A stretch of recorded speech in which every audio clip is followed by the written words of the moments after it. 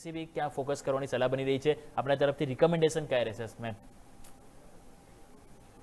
Stock specific મને આજે હેલ્થકેરનો જે હેલ્થકેરનો જે સેક્ટર છે એ મને ખાસો ગમી રહ્યો છે અને મીડિયમ ટુ લોંગ ટર્મ માટે આ એક કાઉન્ટર છે મેક્સ હેલ્થકેર ઇન્સ્ટિટ્યૂટનું, જે મને સારો લાગી રહ્યો છે.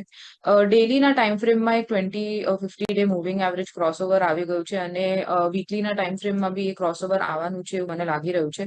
અને એક ફોલિંગ ટ્રેન્ડ લાઇનનો બ્રેકઆઉટ આવી ગયો છે ચાર્ટ પ્રમાણે. અને જે રિઝલ્ટ છે એના એ બી સારા આવ્યા છે અને જે એક્સપાન્શન બી કંપનીમાં સારા થઈ રહ્યા હોય એવું મને લાગી રહ્યું છે.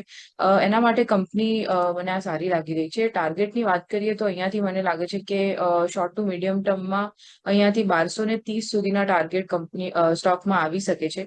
સ્ટોપ લોસ અહીંયા ખાસ આપણે અરાઉન્ડ 1020 પર સ્ટોપ લોસ રાખીને અહીંયાથી ટ્રેડ લઈ શકીએ છીએ. તો અહીંયા ટાર્ગેટ અને સ્ટોપ લોસ બંને આપણા સ્ક્રીન ઉપર છે. Max healthcare